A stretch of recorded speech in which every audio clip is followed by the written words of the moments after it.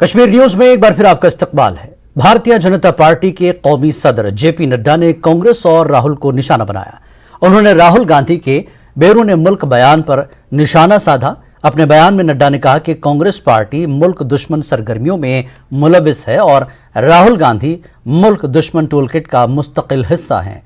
इस मौके पर नड्डा ने कहा कि वजीर आजम मोदी की क़यादत में हिंदुस्तान दुनिया की 5वीं सबसे बड़ी मईशत बन रहा है और राहुल गांधी गैर मुल्की सरजमीन पर मुल्क पार्लियामेंट की तौहीन कर रहे हैं।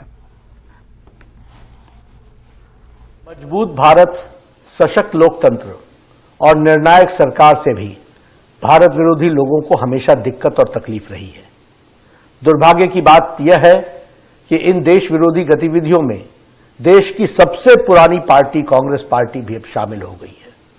जनता द्वारा बार बार नकार दिए जाने के बाद अब राहुल गांधी इस देश विरोधी टूलकिट का परमानेंट हिस्सा बन गए हैं। एक ओर आज भारत जहां प्रधानमंत्री मोदी जी के नेतृत्व में दुनिया की 5वीं सबसे बड़ी आर्थिक महाशक्ति बन रही है, वहीं जहां G20 की बैठक आज भारत में हो रही है, वहीं दूसरी ओर राहुल गांधी विदेशी धरती पर देश का अपमान कर रहे हैं, सदन का अपमान कर रहे हैं, देश की पूर्ण बहुमत से चुनी हुई सरकार का अपमान कर रहे हैं और देश के 130 करोड़ जनता का अपमान कर रहे हैं। ये देशद्रोहियों के हाथों को मजबूत करना नहीं है तो और क्या है? राहुल गांधी जी, आपने विदेश की धरती पर कहा कि भारत में लोकतंत्र खत्म हो गया है और यूरोप और अमेरिका इसमें दखल देना चाहिए। इससे शर्मनाक बात क्या हो सकती है? किसी दूसरे देश से भारत के आंतरिक मामलों में दखल देने की मांग करना भारत की संप्रभुता पर हमला है। मैं राहुल गांधी से जानना चाहता हूं कि यूरोप और अमेरिका को भारत के आंतरिक मामलों में दखल देने के लिए उकसाने के पीछे उनकी मंशा क्या है?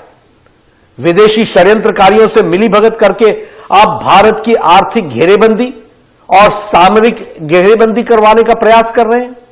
मजबूत भारत। पुलवामा में यूरिया खाद की किल्लत और तेल खाकी की अदम दस्तियाबी के खिलाफ ट्रेडर्स और काश्तकारों ने खामोश एहतजाज किया।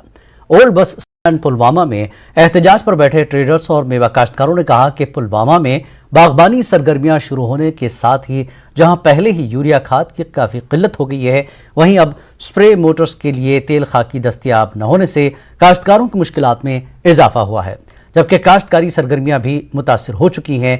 एहतजाजियों ने हुकूमत से मुतालबा किया कि वो जिले में यूरिया खाद और तेल खाकी फराहमी को यकीनी बनाए। बुनियादी जो खाद ज़रूरत है इस वक्त, क्योंकि बागवानी का सीज़न उरूज पे है, लोगों को खाद की ज़रूरत है, खाद की शॉर्टेज है। और खाद की शॉर्टेज के साथ साथ मैं आपको बताना चाहूँगा कि ग्रोवर जो इस वक्त पेस्टिसाइड्स या फंजिसाइड स्प्रे करते हैं अपने ऑर्चर्ड्स में, अपने दरख्तों पे, उस सेब को बीमारी से महफूज करने के लिए, उसमें बुनियादी तौर पे उनके पंप्स में जो पंप्स है 95% लोगों के पास जो पंप्स है उनमें कैरोसिन ऑयल का इस्तेमाल किया जाता है। मार्केट में आप जाएंगे, पेट्रोल दस्तियाब है, डीजल दस्तियाब है 100 रुपया या 90 रुपया, लेकिन अनफॉर्चुनेटली उन ग्रोवर्स को इतनी परेशानी का सामना करना पड़ता है कि 120 रुपया लीटर भी दस्तियाब नहीं है।